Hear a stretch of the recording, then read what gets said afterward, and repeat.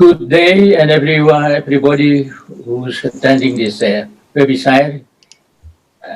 Nice to hear you, Ambassador Costan and Dr. Felix and the other persons. I would like to share with what we just delivered to the webinar. I try to different approach based on what just Dr. Felix explained to us is because I think that what Dr. Felix already explained is very clean, and I think it's not so difficult for everybody to know this. Even Ambassador Kontan, this I tried to deliver it in three sides. First, maybe the problem in Papua is geographic constraint. You know that Papua, West Papua, is 3.5 times as Java, and 12 times as Netherlands. It means that the geography of Papua is very different. I think that it's better is I apologize for to continue with English. Maybe you can permit for to use bahasa Indonesia.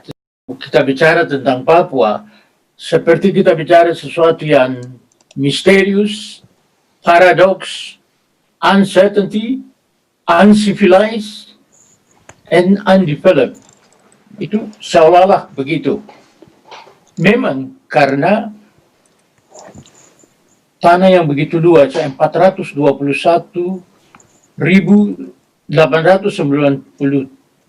km persegi, dengan gunung-gunung yang tinggi, lembah-lembah yang dalam, hutan-hutan belantara yang luas, rawa-rawa yang luar biasa, itu menjadi constraint dalam penyelenggaraan pemerintahan dan pelaksanaan pembangunan. Sebagaimana pemerintah mempunyai kebijakan-kebijakan yang baik, program-program yang terfokus, tetapi constraint geografi itu menjadi persoalan. Persoalan kedua, bahwa penduduk Papua yang sedikit itu terpencil, tersebar di gunung-gunung, di lembah-lembah, di sungai-sungai, di pesisir pantai, di pulau-pulau, di rawa-rawa, dan sebagainya. Nah, setelah integrasi, setelah New York Agreement dilaksanakan, penyerahan kekuasaan pada tanggal 1 Mei tahun 63 sampai tahun 69 atau 70, memang Papua mencoba untuk menyesuaikan diri dari masyarakat Papua yang dijajah oleh Belanda masuk untuk menjadi warga negara Indonesia. Itu memerlukan penyesuaian dan proses yang berlika-liku yang luar biasa. Dalam penyesuaian itu terjadi peristiwa-peristiwa yang penting dan besar. Secara nasional, peristiwa 30 September tahun 65, di mana kekuasaan itu tidak bisa terkendali, dan itu ikut mempengaruhi pemerintahan di Papua. Kemudian pada tahun 69 dilaksanakannya PPRA. Jadi memang ada proses penyesuaian dan kesulitan komunikasi, kesulitan yang luar biasa. Namun dengan pelaksanaan PPRA itu, maka rakyat 1025 rakyat itu atas nama rakyat Papua menyatakan menjadi bagian integral, memilih menjadi bersatu dengan Indonesia. Maka pada tahun 69, bulan Agustus, Presiden Soeharto datang ke Papua dan mengumumkan 3 hal. Secara resmi menyatakan Papua secara de jure maupun de facto adalah bagian integral dari Indonesia. Kedua, memberikan Undang-Undang Nomor 12 Tahun 69 sebagai Undang-Undang Otonomi Daerah Irian Barat yang pertama. Dan yang ketiga itu membebaskan seluruh tahanan-tahanan politik di seluruh tanah Papua dan yang ditahan di kota-kota maupun di Jawa, di Jakarta, Bandung, Semarang, dan Surabaya. Itu menunjukkan bahwa ada kemauan politik, ada kesungguhan dari pemerintah kita di bawah kepemimpinan Pak Harto untuk mulai mencoba mengindonesiakan orang-orang Papua dalam kurun waktu itu. Dalam pembangunan itu, pemerintah mempunyai kebijakan-kebijakan yang baik, di mana membangun Papua dengan instruksi-instruksi presiden, impres kesehatan, impres pendidikan, impres pertanian, impres jalan, dan impres pembangunan pemukiman-pemukiman. Di seluruh tanah Papua, yang luasnya 421.000 km persegi itu. Pada kurun waktu itu, gubernurnya adalah, gubernur pertama ada setelah integrasi, Gubernur Eliezer Bonai, kedua Gubernur Frans Kaisepo, ketiga Gubernur Akub Sainal, keempat Gubernur Sutran, kelima Gubernur Bushiri. Jadi setiap gubernur itu ada periodenya. Nah, kemudian Gubernur Ishak Hindom dan Gubernur Barnabas Swebu pada periode pertama, dan dua Gubernur Yakob Patipi, setelah itu Gubernur Freddy Numberi. Dalam kurun waktu 37 tahun terjadi kepemimpinan pemerintahan daerah itu oleh gubernur-gubernur asli orang Papua. Nah, dalam perkembangan itu banyak hal yang memang sebagaimana tadi dikatakan oleh Ari Manit mengenai mengapa terjadi banyak persoalan. Ada 5 poin yang tadi dikemukakan Pak Ari. Itu tadi Dr. Felix sudah menjelaskan itu bagaimana ke depan itu masalah-masalah yang dia terjadi. Juga terjadi ketidakadilan di dalam penyelenggaraan itu. Jadi ada kemiskinan, ada kesehatan yang buruk, ada kebodohan, ada keterbelakangan, keterasingan, dan ketertinggalan. Itu bukan karena dilakukan oleh pemerintah, tapi memang isolasi yang tadi itu menyebabkan kita sulit menjangkau masyarakat-masyarakat yang terpencil, terpencar, dan tersebar di wilayah yang begitu besar. Tapi pemerintah terus berusaha untuk bagaimana memperbaiki melalui berbagai macam program dan pembiayaan. Nah, setelah 35-7 tahun itu rupanya ada apa yang tadi dikatakan oleh Ari Malik itu menyebabkan Presiden Habibie mencoba untuk mengadakan dialog dengan tokoh-tokoh Papua untuk mengerti dan mengetahui kenapa latar belakang berbagai macam konflik dan lain sebagainya. Ternyata pertemuan itu sangat bijaksana diterima, namun menyebabkan terjadi pertentangan dan perbedaan pendapat yang cukup keras. Kemudian Presiden Gus Dur mengerti tuntutan itu, akhirnya dia menawarkan undang-undang otonomi khusus. Nah, undang-undang ini sebenarnya intinya adalah semacam jalan rekonsiliasi, adalah jalan untuk berdamai dengan masa lalu. Ada jalan untuk melihat ke depan, membangun Papua bersama-sama oleh pemerintah pusat bersama pemerintah daerah dan masyarakat Papua.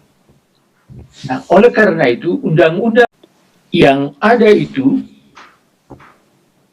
Presiden Abdurrahman Wahid mengatakan dia menolak undang-undang yang dibuat oleh pemerintah pusat, dalam ini Departemen Dalam Negeri, dan oleh pemerintah daerah, tapi diserahkan untuk dibuat oleh rakyat Papua dan diorganize di Universitas Cenderawasih, sehingga Rektor Universitas Cenderawasih sebagai ketua tim penyusunan undang-undang otonomi khusus itu.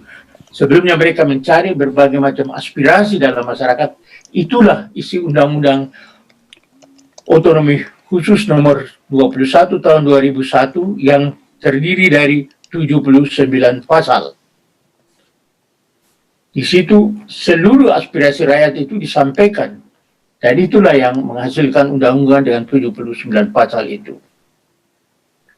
Nah, di dalam undang-undang itu adalah undang-undang untuk rekonsiliasi, undang untuk berdamai dengan masa lalu dan melihat masa depan, sehingga di dalam jiwa dan semangat undang itu ada 4 value, yaitu karena keterbelakangan, karena ketertinggalan itu, maka pemerintah bersama pemerintah daerah harus membangun, meningkatkan rakyat Papua secara afirmasi. 4 nilai itu afirmasi, proteksi, partisipasi, dan empowering. Harus berpihak kepada masyarakat Papua yang tertinggal, terasing, terisolasi, bodoh, miskin, terkebelakang itu. Maka pemerintah pusat dan daerah harus berpihak untuk menolong mereka, mengangkat derajat mereka, memperbaiki cara hidup mereka, memperbaiki kesehatan mereka, meningkatkan pendidikan mereka. Itu afirmasi yang pertama. Kedua, harus ada pilihan antara dua. Memilih orang Papua sebagai bagian integral dari Indonesia dan menunjuk orang Papua sebagai warga negara Indonesia, dan harus mendorong mereka sehingga harus ada tindakan-tindakan keberpihakan. Inti dari undang-undang itu. Kedua, proteksi.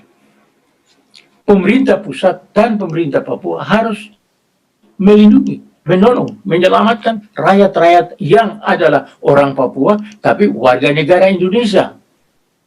Mereka bukan musuh, mereka bukan lawan, sehingga dikejar-kejar di hutan-hutan, di lembah-lembah, di sungai-sungai, seperti pemberontak, seperti musuh. Mereka adalah orang yang belum civilized dengan baik, belum mempunyai pendidikan yang teratur. Oleh karena itu mereka harus ditolong, dilindungi, proteksi. Itu proteksi untuk kesehatannya, proteksi untuk pendidikannya, proteksi untuk perkembangannya. Ketiga, orang Papua yang sudah develop, sudah maju, sudah itu harus ikut berperan, harus ikut mengambil bagian dalam berbagai macam kemajuan bangsa dan sebagainya. Contoh yang sederhana sekali saya bilang, itu kemajuan di Papua setelah Undang-Undang Otsus ini. Dulu cuma satu pesawat itu terbang 1 kali, setelah itu tidak. Tapi setelah otonomi khusus, kemajuan yang luar biasa itu, pesawat-pesawat dari Garuda 1 hari 4 kali, Lion 2 kali, Batik, Sriwijaya. Tetapi ini contoh kecil saja. Kalau naik di pesawat itu tidak pernah ketemu ada perempuan Papua menjadi pramugari. Hampir 60 tahun kita integrasi dengan Indonesia. Itu harus dilihat. Supaya mereka berpartisipasi, berperan. Dia punya harga diri. Atau lain sebagainya. Itu yang kecil-kecil saja. Atau mereka bisa menggunakan jasa perbankan untuk mereka punya usaha kecil, menengah itu. Tapi selalu mendapat kesulitan. Padahal mereka mau berpartisipasi. Kemudian, mengapa? Karena kemajuan-kemajuan yang kita sudah bangun itu ternyata menciptakan apa yang disebut dengan social incontemptis, kecemburuan sosial antara orang asli Papua dengan saudara-saudaranya yang dari luar yang datang memang karena pengalaman sehingga dia punya kelebihan sehingga dia cepat sekali bergerak. Orang Papua ini harus mulai dari nol. Dia bukan mulai dari 10, dia mulai dari nol. Oleh karena itu terjadi apa yang disebut social incontemptis, kecemburuan sosial. Karena yang satu lebih maju, yang lain ini akhirnya terjadi gesekan-gesekan. Kedua, kemajuan itu menyebabkan apa yang disebut economic injustice, ketidakadilan ekonomi. Ketidakadilan ekonomi itu juga disebabkan oleh karena harga yang mahal, kemampuan untuk daya beli kurang, dan sebagainya. Karena harga tadi juga Dr. Philips sudah menjelaskan masalah yang terjadi. Nah, kemajuan itu menyebabkan apa yang disebut cultural show. Ada benturan budaya antara yang datang dan yang ada di situ karena kemajuan yang terbangun. Dan keempat itu juga adanya superior kompleks. Saudara-saudara yang datang dari luar merasa lebih hebat, lebih pandai, dan menganggap yang di situ tuh rendah. Dan ini dirasakan oleh masyarakat. Itulah yang membuat apa yang tadi dikatakan. Oh, sepertinya ada perlawanan dan kekerasan karena masalah yang tadi. Itu yang efek dari kemajuan yang kita bangun. Dan kita harus akui, saya juga punya pengalaman sebagai pejabat, saya mulai dari camat sampai ke duta besar, deputi menteri dan sebagainya. Tapi memang ada hal yang memang sedikit perlu diperhatikan, itu empat yang tadi itu. Pemerintah pusat bersama-sama dengan pemerintah daerah harus berpikir untuk bagaimana social consumption ini diatasi. Bagaimana economic injustice ini dilihat dan diatasi. Bagaimana supaya apa itu cultural shock ini dikendalikan dengan baik dan kemudian superior kompleks ini harus diatasi.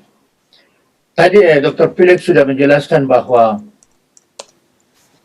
banyak hal yang akan kita lakukan, sudah kita lakukan, sedang kita laksanakan, dan ke depan kita akan membangun kemajuan di Papua. Tapi persoalannya adalah the man behind the gun. The singer, not the song. Itu yang harus menjadi pemikiran bagi kita. So, kalau tidak, empat hal yang selalu dihadapi dalam masyarakat itu ada social incompetence, economic injustice, dan cultural shock, dan sebagainya. Tadi juga Dr. Felix sudah menjelaskan apa yang akan dibangun dengan pendekatan orang, dengan pendekatan adat, dan dengan pendekatan-pendekatan lain. Karena memang kita harus jujur bahwa mengapa saya selalu mengatakan undang-undang otonomi khusus itu adalah rekonsiliasi dan juga adalah undang-undang untuk perdamaian dan undang-undang untuk menata masa depan. Nah, persoalannya adalah orang mengerti undang-undang itu bagaimana dan menerjemahkan itu lebih bagus. Tadi Dr. Philips sudah menjelaskan itu bagus sekali program-program yang akan dilakukan itu. Nah, itu yang memang harus kita perhatikan ke depan. Kalau tidak apa yang dikatakan oleh Ari dalam sambutannya itu memang sedang terjadi. Sedang terjadi.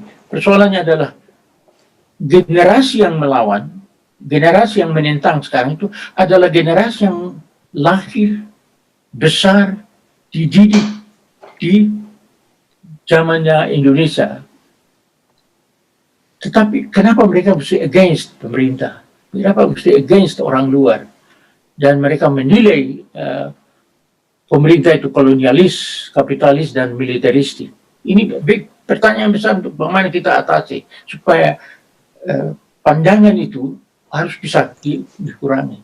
Dan itu perlukan wise men, perlukan negarawan, bukan perlukan apa itu provokators ataupun tapi perlukan orang yang wise untuk kenapa, why.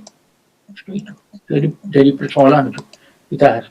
So, mereka ini adalah warga negara Indonesia. Mereka bukan musuh. Itu yang kita harus lihat.